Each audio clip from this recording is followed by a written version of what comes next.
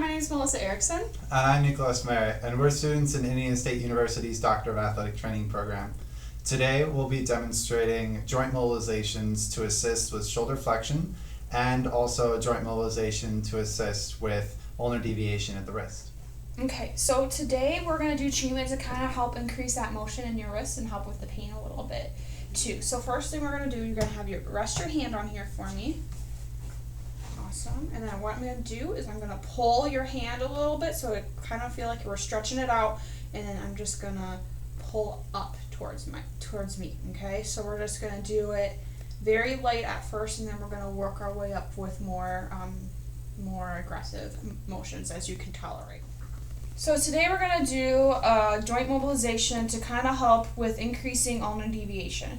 So what we're going to have the patient do, they're going to rest their affected hand on a bolster like this. It should be placed just underneath on the forearm, so you can have motion with the wrist still. Next, with placing your hands, you're going to just place one as support as needed, and then with your other hand, we're going to pull towards us, like so, to create a distraction, and then to help with ulnar deviation, we're going to then apply the glide up. So we're going to pull, and then like this, and then we're going to just bring it up. So you can do different grades with this, so you can start with grade 1 and 2 to kind of help with the pain, and then we can move on to grade 3 and 4 to help with range of motion.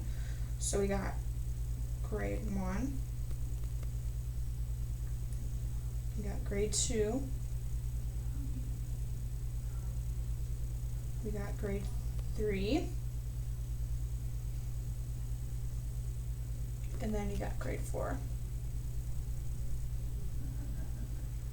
Again, you want to do this around 4 to 5 sets of 30 seconds. Take a little break in between and increase as your patient becomes more tolerated with it. Okay, so today what we're going to do is a mobilization for your shoulder to help increase flexion. So we're going to try to help do this motion a little more. Okay. All right. What I'm going to do is 3 different techniques.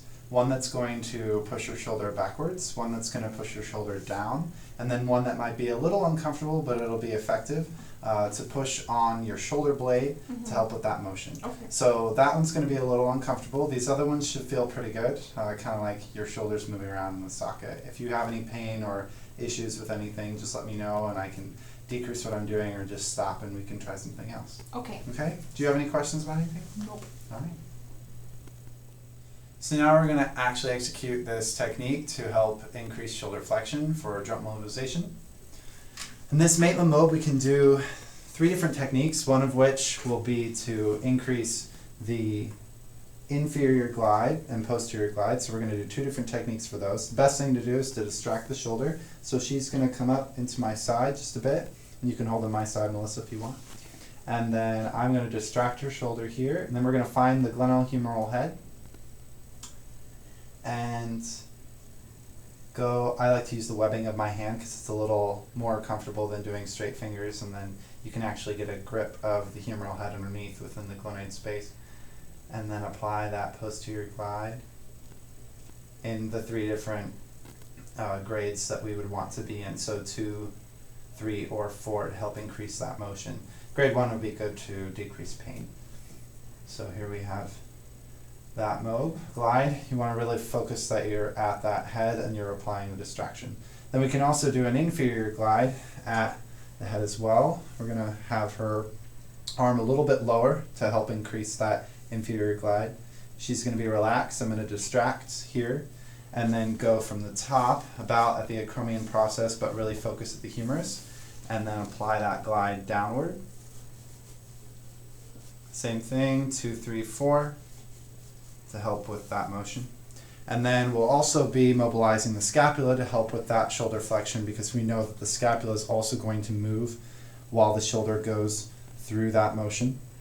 So we'll apply the distraction at the humerus, and then here the key is to find that scapula in the back near where the latissimus dorsi will be running through and the teres major, and apply that pressure at the scapula and push down, and then apply the mobilization to the scapula. This is not going to be comfortable for the patient, so you should instruct them beforehand.